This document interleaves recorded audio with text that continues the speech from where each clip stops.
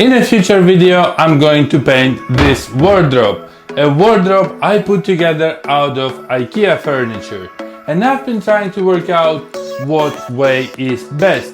Now, unfortunately, everyone on the internet seems to have their own advice. So what I've decided to do before touching this is to test 5+1 ways you can paint Ikea furniture.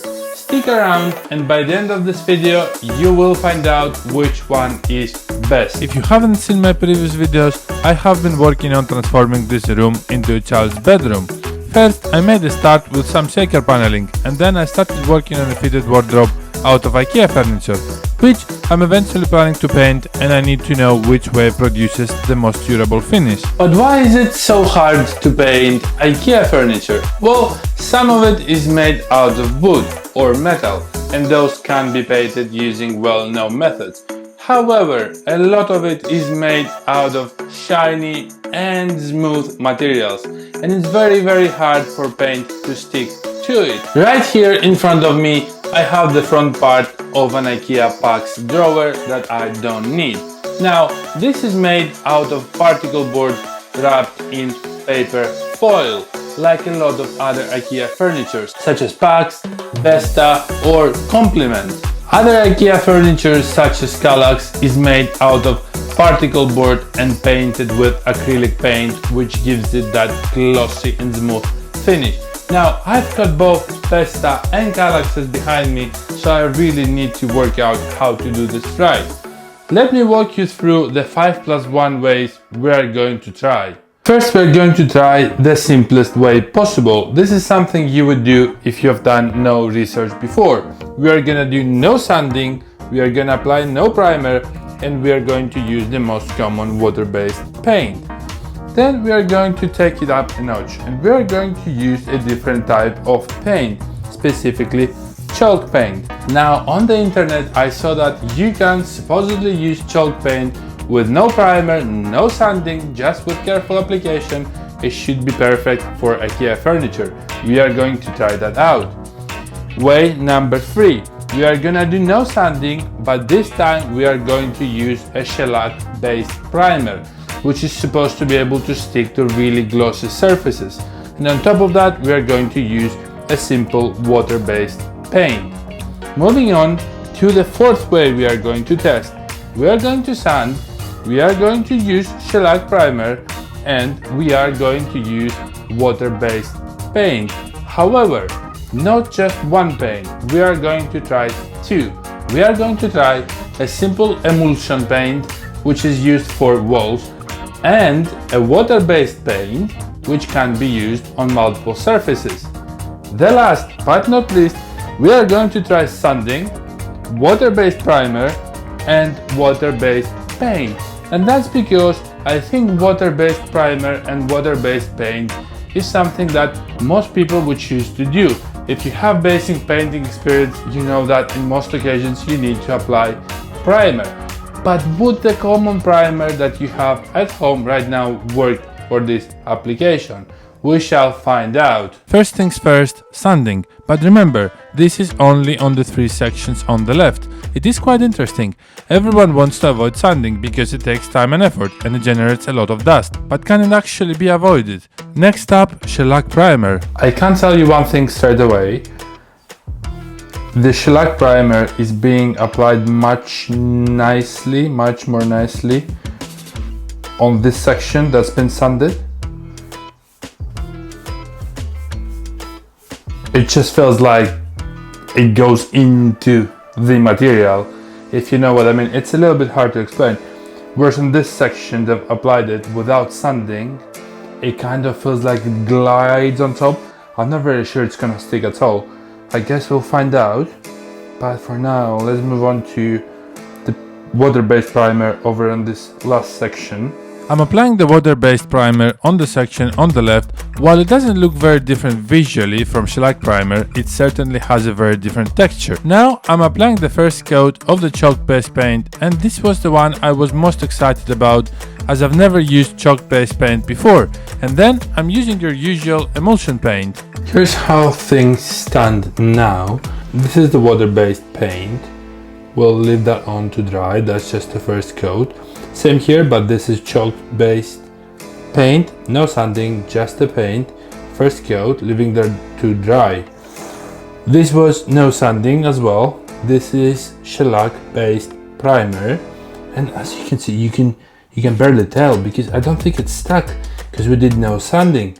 But if you look over here, look, this is same shellac based primer, but look at the difference because this stuck to the surface much better. We sanded here, so this definitely seems like the way to go.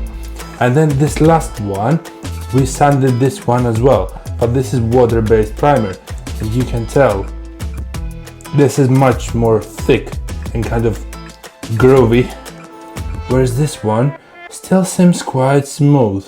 So I'm not sure where we're going with this one, but now we need to let it all dry and then go again. I'm applying the second coat of both the shellac and water-based primer. At this point I realized that shellac-based primer is not as easy to work with as water-based, and I will explain why towards the end of this video. Once dry, I apply the second and third coat of paint to the two sections on the right, and then I also paint the sections on the left which have the primers. Remember that the violet paint is chalk based and the teal paint is normal emulsion, and the yellow paint is water based paint suitable for a variety of surfaces.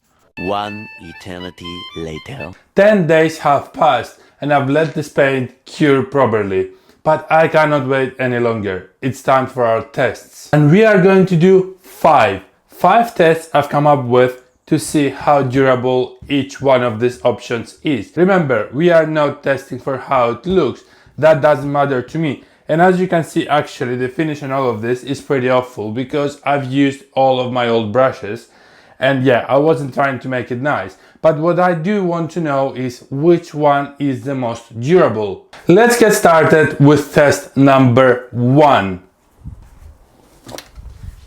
Cleaning. And I know this is a very simple test, but this is what most people are going to do with their painted IKEA furniture. This is the most common thing. You are going to clean it. So let's give that a go.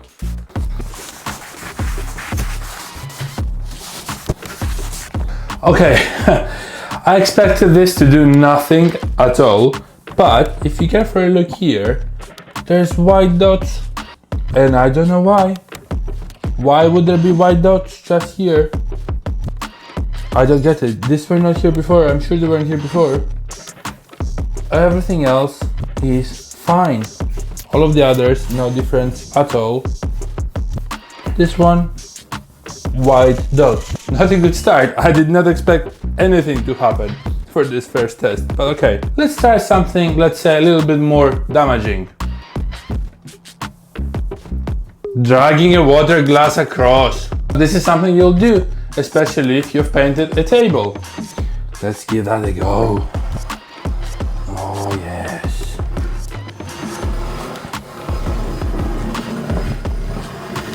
Give that a good one. Oh my god. Oh wow.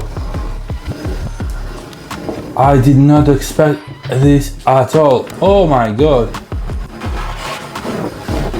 I did not expect this one to do much either, but it has done a lot. Look at this one. So this was no sanding, no primer. This is just chalk paint. Look at this. It's taking full pieces of paint off. Oh my god. It is very damaged. So this one is out already. I would never use this way to paint my IKEA furniture. It does not work straight away. Now the first one, I'm surprised actually. There's some marks, there's little lines, as there will be I think on anything really. But this one is no sanding, no primer, water-based paint. And there's barely anything on it. No proper damage. Like the chalk one has a lot more damage. This one in the middle, this is a no sanding shellac primer, water-based paint. And there's some marks on it, there's some damage, a little bit, not too much. And then over on this side, I can see that there's some lines over here. So this is proper sanding, both of them. Shellac primer, water primer, and then water paint. However, remember the yellow paint is suitable for all surfaces. It's not just a wall paint. And I can actually see already that it is a little bit more durable. There's no difference between here and here, So I don't know, water primer and shellac primer makes no difference so far, but we will see. However, between this and this, there's a little bit of difference. There's lines on the teal color, a few lines, and that might be telling us that actually the multi-surface paint is indeed more durable. But let's continue with the next one. Cleaning a colored pencil. So let's leave a line on all of this, and then we're going to try to clean that line.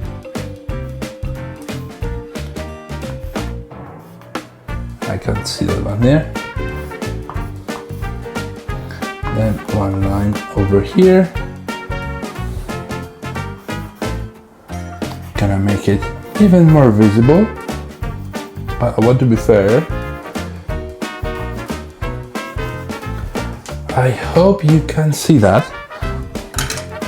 And now let's clean it properly. Let's start from here.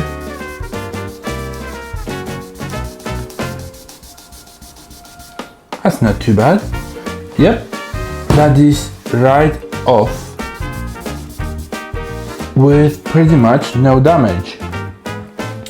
Let's pick this one. Oh my god, yeah, okay. This is self-destructed as well. And then on this right hand side, this one is no sanding, no primer, just water-based paint. And I'm super surprised. Look, it's not that bad. It's not that bad.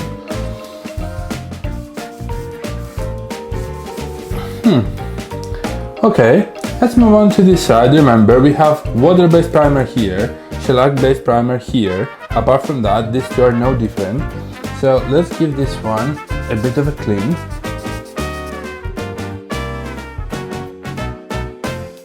Okay, that one is off. Let's do the bottom one. Yep, bottom one is off. Let's move on to the left-hand side. That one is off. And then the last one at the bottom. That one is off as well. Okay, test done. And I kind of see no difference between any of them apart from the chalk paint, which is now completely destroyed pretty much. I think on this left hand side, the ones that have used primer and sanding, they look pretty much identical to me. The one that kind of felt more durable while I was cleaning is this one, but maybe that's just in my head, I don't know, just a little bit. This one on the right is the nothing, it's just water paint. It shows some little light marks, but nothing too bad. This one in the middle, nothing had changed either. So this was the shellac primer, no sanding, nothing really changed here either. Let's take it up a notch. Keys. Yes, a lot of you are going to paint furniture and then you're gonna throw stuff on it. And then you're gonna drag that stuff across. So the first test, let's do that very lightly. Let's drag these keys across nice and lightly and see what happens. There we go.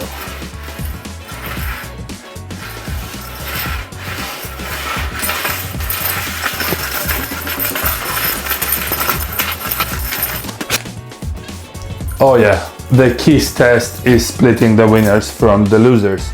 Look at this. Loads of yellow dots on this one here. No sanding, no primer, just water-based paint. This one I'm not even going to talk about, self-destructed entirely. A lot more dots, white dots on this one here. Moving on the left-hand side, and this is the most interesting side because the only one that has pretty much no difference from what I just did is the sanding, shellac and multi-surface paint. Everything else here has got white dots. Look at this. The bottom ones, loads of white dots, especially over here when we have where we have the water-based primer.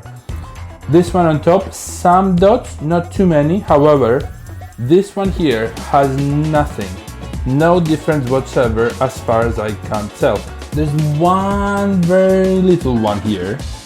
You can barely see, but apart from that, there's nothing. You can really tell. Let's take it up a notch. Let's take it up a notch properly. I'm still using keys, but this time I'm not gonna drag them across lightly. I'm going to drag them across properly. Oh, this is going to hurt. Oh my god.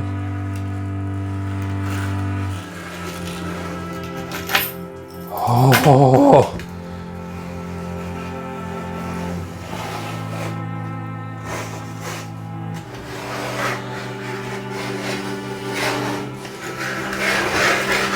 Let's do that, yes.